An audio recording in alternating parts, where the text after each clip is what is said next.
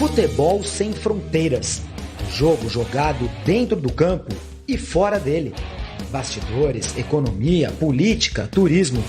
O podcast do UOL para quem gosta de futebol internacional e tudo o que vai além de um simples grito de gol.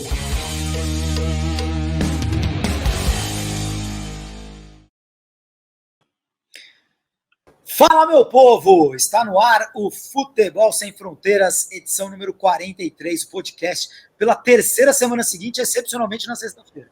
Acontece. Foi um mês, no mês de março, já estamos invadindo abril, em que o podcast Sem Fronteiras aconteceu às sextas-feiras. Mas foram contingências. Hoje foi dia de sorteio de Copa do Mundo. Não dá para fazer um podcast um dia antes do sorteio da Copa do Mundo. A gente tem que falar do sorteio da Copa do Mundo. O Jamil Chad está no Brasil, está lançando o livro dele. Quero que você faça um convite, Jamil, onde você estará nesta sexta-feira à noite, de verdade, hein? Falando de verdade. E a gente vai conversar muito hoje sobre a geopolítica desse sorteio da Copa. Os grupos vão passar aqui embaixo e a gente vai ter algumas coisas interessantes, hein, Jamil? Se a Ucrânia jogar a Copa, ela vai jogar contra os Estados Unidos e Inglaterra. Vai ser bonito, hein? Todo mundo abraçado.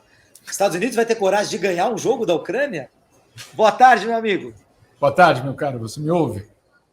Perfeitamente. Eu e todos nós. Que coisa boa. Então vamos nessa. Boa tarde a todos. Olha, é um sorteio importante porque, obviamente, ele determina vários aí dos caminhos para a final da Copa. Em termos esportivos, ele é obviamente, fundamental para a história da Copa do Mundo, dessa Copa do Mundo especificamente. Mas olha só, ele também revela aí, como você colocou, vários dos embates geopolíticos que acontecem fora do futebol. E que quando, obviamente, essas seleções se encontram, elas só levam para dentro de campo, que é a realidade, não é aquela história, politizou o futebol, não. O mundo é absolutamente politizado, ele simplesmente traz para dentro de campo o que já é uma realidade fora. E aí você citou muito bem. Temos aí vários grupos muito interessantes, eu acho, inclusive, viu, Júlio? Não é só Estados Unidos e Irã, mas você tem aí alguns bons duelos que o mundo da política vai ficar de olho, certamente. Enquanto você falava, Jamil, eu estou aqui colocando para aparecer na nossa tela os grupos da Copa do Mundo. Eu gostaria que você falasse um pouquinho. Antes da gente falar de Estados Unidos, Irã, desse grupo Estados Unidos, Irã, Inglaterra e tal, eu gostaria que você falasse de um detalhe que eu pesquei aqui do grupo D. O grupo D vai ter, os grupos já vão passar na tela para quem estiver assistindo a gente. Para quem estiver ouvindo, eu vou falar quais são os grupos. Mas no grupo D, a França, a Dinamarca, a Tunísia e quem vier dessa repescagem entre Peru, Austrália e Emirados Árabes Unidos. Né? Possivelmente Peru ou Austrália. França, Dinamarca, Peru e Austrália era um grupo da Copa de 2018. França, Dinamarca, Peru e Austrália. Dessa vez vai ser França, Dinamarca, Peru ou Austrália e a Tunísia. Né? Ou Emirados Árabes, né? Dificilmente acho que vai passar da Austrália e do Peru. Né? Os jogos serão em junho. Primeiro joga Austrália e Emirados Árabes, jogo único. Quem ganhar joga com o Peru. Meu palpite é o Peru, mas vamos ver. Né? A Austrália não está num bom momento. Sabe o que eu quero saber, Jamil? Você que sabe tudo de Europa e da história geopolítica europeia, enfim, africana. França e Tunísia. Né? Temos o jogo de uma ex-colônia contra a pátria-mãe ali, digamos. Qual o tamanho do ranço num jogo como esse? Ou já faz um certo tempo as gerações já deixaram isso para trás? Não, as gerações não deixaram isso para trás. Não tem a mesma tensão de um França e Argélia ou França e Marrocos. Não é da mesma. A guerra na Argélia foi muito dura e deixou uma marca muito profunda na sociedade francesa e eu diria ainda maior na sociedade argelina. Então, não tem a mesma dimensão de um França e Argélia, mas tem também uma situação ainda de muita, eu diria, de mal-estar. Qual é esse mal-estar? É a periferia das grandes cidades francesas, repletas também de imigrantes da Tunísia. Ou imigrantes, filhos desses imigrantes, que muitos deles não se sentem com seus direitos plenamente respeitados, não sentem que fazem parte da sociedade francesa, não sentem que têm uma inserção igual ao restante da população e que, portanto, veem sempre esses jogos como a revanche. Não é a revanche esportiva, é a revanche da vida. Né? É a revanche, olha só, se vocês nos tratam assim, ali dentro de campo nós temos a possibilidade de vencer. Então, esse é o tom que vem. A gente sabe muito bem, o futebol na Tunísia é absolutamente o número 1, 2 e 3, não existe outro esporte. Na Tunísia também tem algo muito sério, que é óbvio, uma relação direta, eu diria, claro, conquistando aí vários... Eu acredito que seja uma das seleções mais, eu diria, sólidas e consolidadas do continente africano, né, que certamente tem uma situação mais estável do que outros na África. Agora, eu não acho que vai ser um jogo fácil em termos de clima para a França. Você vai ter, sim, uma confrontação, você vai ter, sim, eventuais distúrbios nas grandes cidades francesas. Isso, sim, tudo pode ser previsto, sim, dessa forma. Agora, tem situações muito curiosas, né, de famílias da Tunísia que têm os seus filhos que vivem naquele limbo. São franceses, mas, como não são, às vezes, bons o suficientes, optam por jogar pela Tunísia. Isso tem acontecido, acontece isso também na Argélia, acontece também isso no Marrocos. Garotos que têm dupla nacionalidade, e quando eles se dão conta que eles não têm a possibilidade de jogar pela França, porque o nível é maior, eles vão buscar justamente uma vaga nas seleções de base, no primeiro da Tunísia e depois, obviamente, na seleção principal. Então, é um jogo a ser acompanhado, com certeza, nesse aspecto geopolítico. Também, eu diria, mais do que geopolítico, nesse aspecto de inserção doméstica das populações nas periferias das grandes cidades francesas. É uma aula. Quer dizer, com a Argélia seria mais tenso. Qual outro país que você citou? Marrocos. Com Marrocos seria mais tenso. Com a Tunísia um pouquinho menos. Mas dá para a gente imaginar ali que nas periferias de Paris alguma coisa vai acontecer, né? Algum calor ali vai ter. É um jogo de terceira rodada desse grupo D, jogo marcado para dia 30 de novembro. Um grupo que tem a França, a Dinamarca, que são as favoritas do grupo, a Tunísia, que se classificou agora passando por Mali nas eliminatórias africanas, e quem vier da repescagem entre Peru, Austrália e Emirados Árabes Unidos. Tá? Então esse é o grupo D. Para quem está acompanhando a gente no YouTube ou no canal UOL, né, no canal, assine, aliás, o podcast Futebol Sem Fronteiras no YouTube, na sua plataforma de agregador de podcast preferido, enfim, nos acompanhe. Os grupos estão passando aqui na tela. Então, repassando, grupo A, Catar, Equador, Senegal e Holanda. Aqui não tem nenhuma tensão geopolítica, né? Não temos problemas, né? Não temos imigrantes que morreram no Catar vindo da Holanda, nem do Equador, nem do Senegal. Talvez um pouco do Senegal, mas mais difícil, né? Não, muito difícil. Era mais da Ásia ali, né? Então, esse é um grupo esportivamente bem interessante. O Equador e o Catar têm seleções médias, mas eu vou apostar aqui em Senegal e Holanda, e acho que Senegal vai ser uma das surpresas dessa Copa do Mundo. O grupo B, a gente vai falar do grupo B daqui a pouco. O grupo C, Argentina, Arábia Saudita, México e Polônia, também não temos nenhuma grande tensão aqui, né? Viu? Argentina, Arábia Saudita, México e Polônia. Não, esportivamente é um grupo duro para a Argentina. Grupo bom para a Argentina, hein? Grupo bom para a Argentina. Não, a Polônia pode, eu não diria surpreender, mas pode desgastar. Desgastar já está bom para a próxima fase. Né? Messi contra Leva. Né? Argentina e Polônia. Arábia Saudita, que é uma seleção interessante até, e o México que não vive um grande momento. Difícil ver quem vai ficar em segundo, mas acho que um bom grupo para a Argentina seguir firme aí na Copa. Não, mas com certeza a Argentina segue firme. Bom, com certeza. Vamos ver o que acontece até lá. Sim, mas sim. É sem dúvida, uma equipe muito superior às demais. Agora, Lewandowski, de repente, pode complicar. Cruzamento de oitavas. Cruzamento de oitavas da Argentina seria contra esse grupo da França. Então, que a gente acabou de conversar, França, Dinamarca, Tunísia e quem vier da repescagem. Então, se a Argentina passar em primeira, França em segundo, ou vice-versa, a gente vai ter um reencontro que foi de oitavas de final na Copa da Rússia, que foi, na minha opinião, o grande jogo da Copa da Rússia, nessa cidade aqui, ó, em Kazan. Comprei esse copo lá nesse jogo, no dia desse jogo, em Kazan, Argentina e França, 4-3 para a França, jogo de oitavas de final. Mas eu acho que a tendência é as duas passarem na primeira colocação. Sim.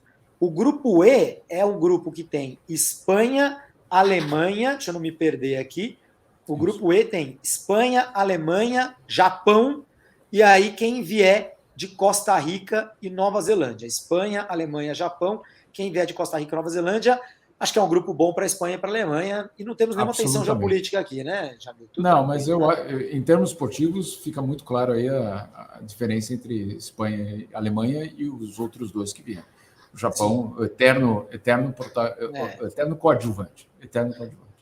Grupo F, Bélgica, Canadá, Marrocos e Croácia. Você citou que poderia haver uma tensão se o Marrocos caísse com a França, com a Espanha, talvez, mas Bélgica, Canadá, Marrocos e Croácia... Também Canadá não briga com ninguém. Né? Qual que é a história? Não, mas tem uma história boa. Tem muito croata no Canadá, depois da guerra na Iugoslávia. Muito croata. É verdade. Dava até para dar uma. Mas não é uma tensão, muito pelo contrário, né? Não, integração. O Canadá é um exemplo de integração. Principalmente desse último governo, foi um governo que fez questão de, inclusive, ter ministros com etnias diferentes, etc., para mostrar essa integração. Mas eu diria, vai ser curioso, porque eu não conheço, aí eu confesso, eu não conheço a seleção do Canadá. Agora, os croatas, onde aparecem, em termos de população, acabam gerando jogadores de futebol. Isso acontece na Suíça. Nem eles conhecem, né? Nem eles conhecem. A Austrália, quando teve um bom time, ela tinha muitos filhos de croatas que também saíram exatamente naquela época dos anos 90. Um dos grandes tenistas dos últimos anos, aí, o canadense Milos Raonic, imagino que tenha origem croata, né? Ou pelo menos da região. O Canadá com uma seleção que ganhou as eliminatórias da CONCACAF, volta à Copa do Mundo pela primeira vez desde 1986, tem o grande destaque dele, o Alphonso Davies, que é um refugiado da Libéria, né? É uma seleção multicultural, como a Suíça, a gente vai conversar sobre isso agora, sobre a Suíça, e é uma seleção que pode fazer uma graça nesse grupo.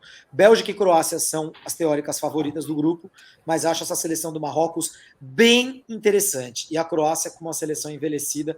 Esportivamente a gente pode ter alguma surpresa nesse grupo. Eu vou pular o grupo do Brasil, só para a gente passar rapidamente por um outro que também acho que não tem grande mistério geopolítico aqui, né, Jamil? Grupo H, Portugal, Gana, Uruguai e Coreia do Sul. Realidades muito diferentes, cada um num continente, nenhuma relação de dominação, nenhuma relação de colonialismo. Entre Portugal, Uruguai, Gana e Coreia do Sul, a gente fica só com futebol mesmo, né, nesse caso aí. E eu acho que Portugal e Uruguai bem favoritos. Absolutamente, isso que eu ia falar, absolutamente favoritos. Não vejo... Uruguai fez uma boa reta final de eliminatórias, chega forte, Portugal é Portugal. Caiu num bom grupo Portugal, hein? Bom grupo para Portugal. Gana, seleção fraca, se classificou, sabe-se lá como. Tá com o técnico interino, Coreia do Sul, enfim, acho que nesse grupo tem dois favoritos claros. Mas eu vou voltar um grupo... Júlio, só uma questão. Só para te provocar aqui. Pintou o campeão? É isso que você está me falando? Portugal? Depois de conseguir que ele não enfrentar a Itália numa final de repescagem, passa e vai para um grupo fácil e ganha força? Não sei. Você lembra quem jogou Portugal para repescagem? Não. Tá lembrado? Não. Acabou de aparecer na tela aqui. A Sérvia. A Sérvia jogou Portugal. Não, a Sérvia sim. A Sérvia jogou Portugal para repescagem com aquela vitória, aquele gol no último minuto em Lisboa, acabando na primeira colocação do grupo. Curioso, né, Jamil? Bom, o caminho de Portugal é cruzar com o segundo colocado do grupo do Brasil nas oitavas, se Portugal ficar em primeiro, né?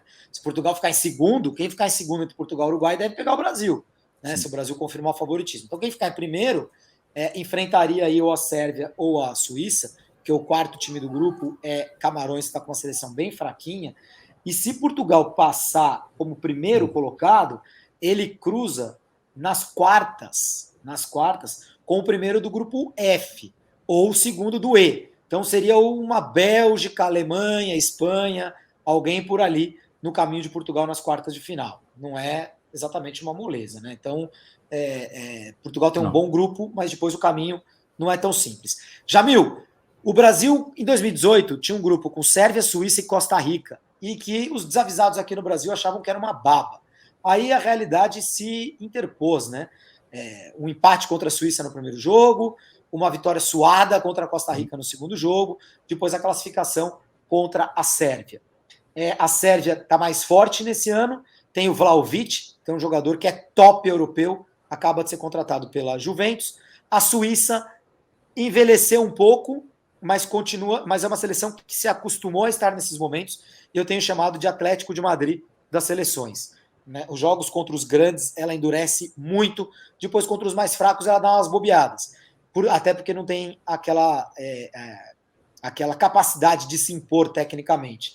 Mas contra os grandes ela complica muito. Tanto que empatou com o Brasil na última Copa do Mundo e eliminou a França da Eurocopa no ano passado. A toda favorita França foi eliminada pela tua Suíça, Jamil Chad. Agora, mais interessante do que a parte esportiva, e aí trazendo para o nosso papo aqui no podcast Futebol Sem Fronteiras, Sérvia e Suíça fizeram um dos jogos mais interessantes politicamente da Copa do Mundo de 2018.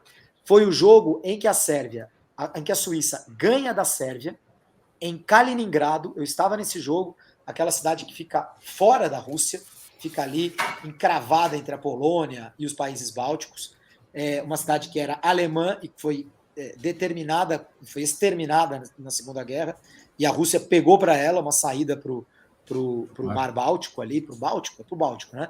Uhum.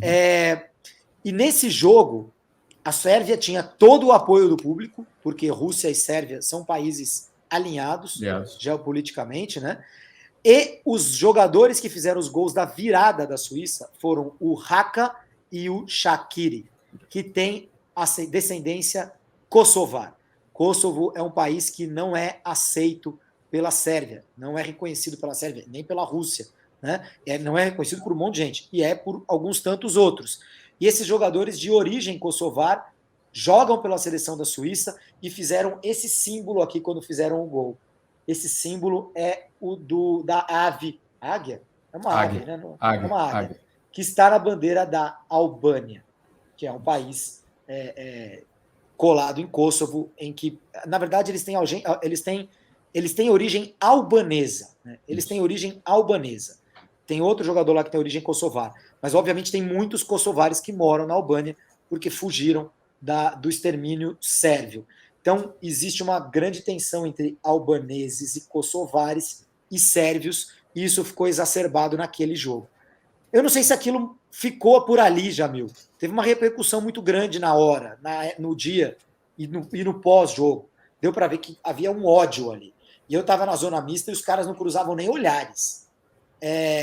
Não sei, você que mora na Suíça, o quanto que isso repercutiu ao longo dos tempos depois daquele jogo. Muito. Inclusive abriu um debate político na Suíça. Vamos só entender por que esses jogadores têm essa descendência do Kosovo e albaneses na Suíça. A Suíça recebeu, final dos anos 90, essa leva de refugiados. Esses são os filhos daqueles refugiados que encontraram segurança na Suíça diante da guerra no Kosovo.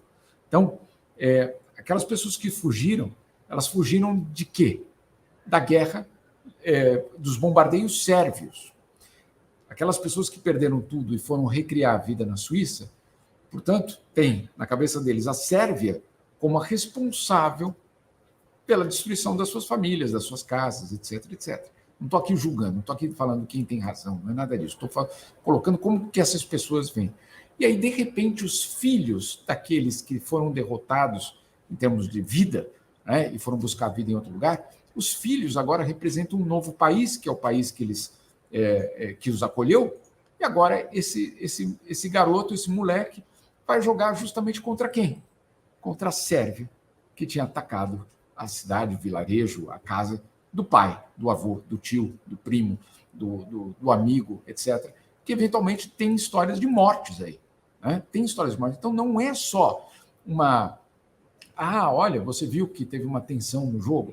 Não, nós estamos falando de uma certa forma, uma vingança que essas pessoas sentem por dentro. Dizer, eu vou ganhar da Sérvia, não porque é meu... Não é como a gente tem com a Argentina, Júlio, de ganhei da Argentina, uau, não sei o que e tal, ali tem aquela rivalidade. Não, o outro lado matou. Né? O outro lado teve uma relação de conflito armado. Então, você jogar contra aquele outro país, já representando o país que te protege, simboliza muita coisa. Esse jogo vai voltar a acontecer. E eu já te digo, já posso te dizer agora, que vai voltar a acontecer algo parecido, porque não se desfez. No fundo, a situação hoje, nas ex-repúblicas iugoslavas, e aí Sérvia, Croácia, etc., está muito mais tenso do que em 2018, muito mais tenso. Há um perigo real de uma volta, inclusive na Bósnia, de um conflito. Você tem essa situação muito mais presente do que tinha em 2018. E com a guerra na Ucrânia agora, tudo isso, a caixa de Pandora foi reaberta. Então, você tem uma tensão ainda maior, um jogo que vai exigir, eventualmente, dos suíços colocarem regras para os seus jogadores, porque não existia. Esses jogadores, eventualmente, vão reclamar dessas regras. Enfim, tem um contexto aí muito claro de que, eventualmente, a gente vai ver isso de novo. Aquele símbolo assim, feito, não foi da paz ali. Bravo, Júlio. Não foi um símbolo da paz. Foi um símbolo, obviamente, de revanche, dizendo... meus pais ou meus avós tiveram de sair fugidos de onde a gente estava. Nós agora crescemos nesse novo país, eu agora sou suíço e eu vou atrás de vocês. Então, é uma revanche, no fundo. Agora, tem lugar no esporte? A gente pode debater isso. Agora, a verdade, ou pelo menos a realidade, é que esses jogadores, quando fazem um gol contra a Sérvia, eles não fazem apenas um gol, não tem uma vitória apenas esportiva. Eles vingam, em parte, aquela situação anterior. Não é algo muito fácil, porque essa história não é tão simples assim, não é o bem contra o mal, não é exatamente assim, você falou muito bem. O Kosovo não consegue a sua independência, quer dizer, conseguiu a independência, mas não consegue o seu reconhecimento, porque são cerca de 80 países que reconhecem o Kosovo. Os outros não. A maioria, ele não tem lugar na ONU, o Kosovo não tem lugar na ONU. Então, é muito complicado. Insisto, não é uma história simples de bem contra o mal, é que eles estão certos, que eles estão errados, não é exatamente isso. Mas, enfim, os nacionalismos se aflorando de novo na guerra. Muito interessante, muito interessante. E esportivamente falando, é o grupo mais casca da primeira fase. O grupo do Brasil Sim. É o grupo mais casca, com a Suíça, a Sérvia e Camarões, que eu acho que é o patinho feio do grupo, que se classificou de uma maneira dramática contra a Argélia. Não mereceu. A Argélia fez o gol da classificação, faltando 2 minutos para acabar a prorrogação, Camarões achou um gol no finalzinho. Eu sei que o Jamil está apertado de tempo, a gente vai falar agora disso aqui, ó, o grupo B. O grupo B tem Estados Unidos, Inglaterra, Irã e eu coloquei aqui, talvez a Ucrânia. O que acontece? É um time da repescagem europeia. Se a Ucrânia tiver condições, em junho, ela vai jogar contra a Escócia. Tem que ver se a Ucrânia vai conseguir treinar, ter uma seleção. Agora, não vai dar para adiar muito mais. Não. A FIFA já adiou de março para junho, já deu essa chance para a Ucrânia. A Ucrânia vai jogar contra a Escócia. Quem passar desse jogo pega País de Gales. Assim, se a gente não tiver a Ucrânia no grupo, a gente vai ter ou Escócia ou País de Gales. Ou seja, Inglaterra e mais um país que forma a Grã-Bretanha. Os Estados Unidos e o Irã, o inimigo do mundo. O Irã, o grande... O ex-inimigo do mundo. Agora é a Rússia, que é aliada com o Irã. Com o Irã. Em 98, esse jogo ficou muito famoso, Jamil. O jogo entre Irã e Estados Unidos. Os jogadores se abraçaram antes do jogo, tiraram uma foto alinhados, em vez de perfilados uns dos lados dos outros, tiraram uma foto intercalados. Agora, em 98, me parece que a tensão mundial era menor do que é hoje, não é, Jamil? E eu coloquei esse talvez Ucrânia, emendo o assunto. Eu acho que a FIFA vai estar torcendo muito para a Ucrânia se classificar para a Copa. Porque imagina Ucrânia e Inglaterra, Ucrânia e Estados Unidos, as duas grandes potências que estão ajudando pra caramba a Ucrânia, bloqueando os bens dos oligarcas russos, sufocando a Rússia. Poxa, vai ser emocionante até, né? Não estou sendo irônico, não. Não é uma questão, eu concordo contigo. Primeiro sobre o Irã, Júlio. Não tem nada a ver com a relação de hoje. Hoje existe uma tensão muito grande. Agora, existe uma negociação acontecendo neste momento. Um novo acordo nuclear iraniano com justamente as grandes potências ocidentais. Se esse acordo for fechado até lá, eventualmente a gente vai ter uma nova foto bonita, como você citou. Você vai ter uma tentativa de restabelecimento da normalidade. O Obama tentou fazer isso, conseguiu, mas veio o governo Trump e desmontou o acordo que o Obama tinha feito. Agora o Biden tenta restabelecer um acordo com o Irã. Se esse acordo sair, a gente vai ter um jogo do diálogo, né? Pode ser chamado assim. Se não, vai ser um jogo de tensão, com certeza. E aí você tem toda a razão. Agora, com a Ucrânia... 2 jogos de tensão, né? Contra os Estados Unidos e contra a Inglaterra. Dois jogos de tensão, absolutamente. Inclusive, inglês é mais mala com essas coisas do que americano até, na hora. Confunde mais a questão esportiva com a questão política, né? Os americanos, os atletas americanos são mais, tudo bem, estamos aqui para jogar e tal. Os ingleses são um pouco diferentes. Acho a impressão que eu tenho. Não, toda razão. Os americanos, eles tentam separar, porque senão, com os americanos envolvidos em todas as guerras do mundo, né, fica complicado para um atleta dizer uma coisa do outro. Ali, enfim, tem toda uma outra percepção nisso. Agora, se a Ucrânia passar, eu acho que já dá para prever que esses jogos vão virar celebrações do caráter ucraniano, né, da resistência ucraniana. Vamos ver aí homenagens, etc. Isso vai acontecer, principalmente por ser jogos contra os Estados Unidos e contra a Inglaterra. Certamente a Ucrânia vai acabar sendo festejada por estar presente. Isso não quer dizer que os times vão ceder gol, nada disso, não é nada disso. Mas certamente vai ter esse momento de aplausos para a Ucrânia quando entrar, se a gente pensar nessa situação. E então, você acha que no eventual Ucrânia e Irã, isso se confunde, o alinhamento do Irã com a Rússia, ou está um pouco distante? Assim? Não, eu acho que os iranianos não vão assumir as dores. Eu acho não vão chegar lá com o Z no uniforme. Não, eu acho que não. Mas insisto, na questão do Irã, vai muito depender do acordo nuclear que está sendo negociado e dizem que está muito próximo. Eu não sinceramente, de sair. Está muito próximo de sair. Se sair esse acordo, a gente tem um jogo da paz. Se não sair esse acordo, a gente vai ter um jogo encardido em vários sentidos. Cara, eu tô vendo a Inglaterra propor para a FIFA assim, uma parada tipo, vamos fazer uma seleção britânica, juntando jogadores da Inglaterra, Escócia e País de Gales. E aí, finalmente, a gente vai jogar como Grã-Bretanha a Copa do Mundo só para abrir uma vaga para a Ucrânia entrar no grupo. Escócia e País de Gales abrem mão, gentilmente, da presença delas na Copa do Mundo. A Ucrânia vai para a Copa. E aí o Bale na seleção da Inglaterra. Não, tô viajando aqui, imagina. Chance zero de acontecer um negócio desse, né? Chance zero. Só para completar, porque eu preciso desligar aqui, mas teve uma piada lá, porque teve um político inglês que, em um certo momento, propôs que o Team GB, né, como tem na Olimpíada, o time Great Britain, né? Também fosse traduzido para o futebol. E aí teve uma gritaria geral de todos. De jeito nenhum, vocês não entenderam nada. Escócia é Escócia, País de Gales é País de Gales, Irlanda do Norte é Irlanda do Norte. Quando não vem com essa, não sei o quê. Na Olimpíada, tudo bem. Pode o Andy Murray ganhar medalha e valer para a Inglaterra, tá tudo certo. Mas no futebol e no rugby. Não venha com essa, não tem a mínima chance disso acontecer.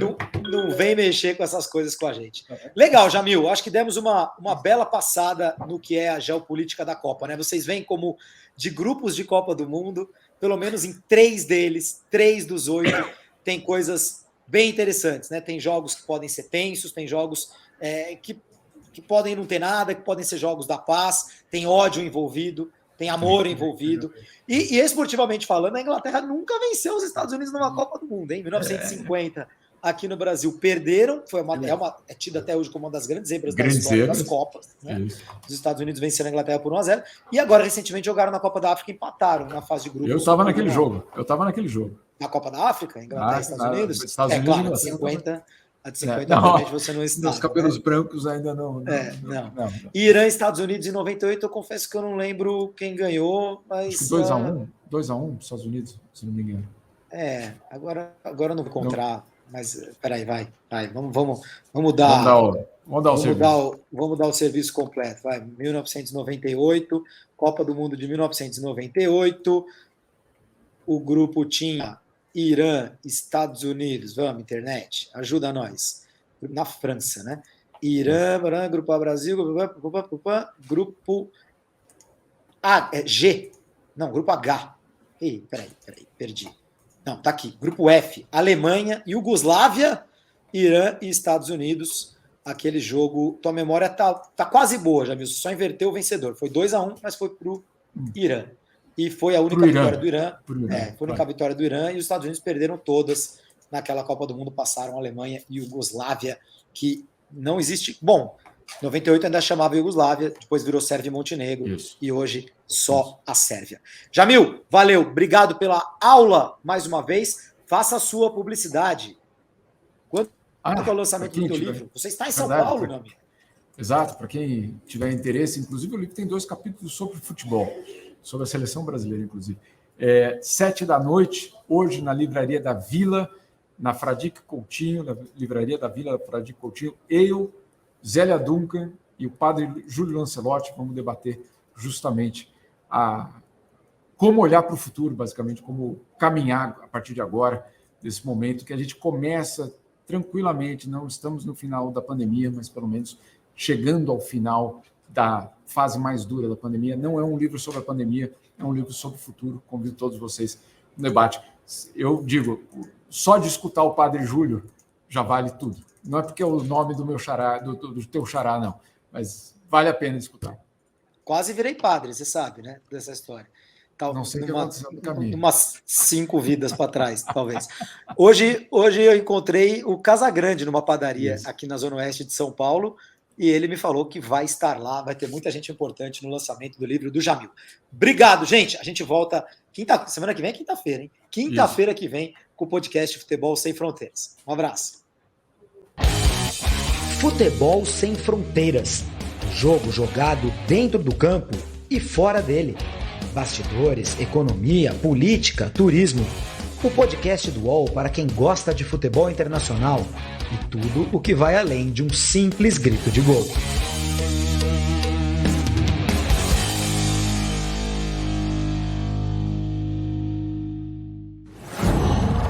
UOL.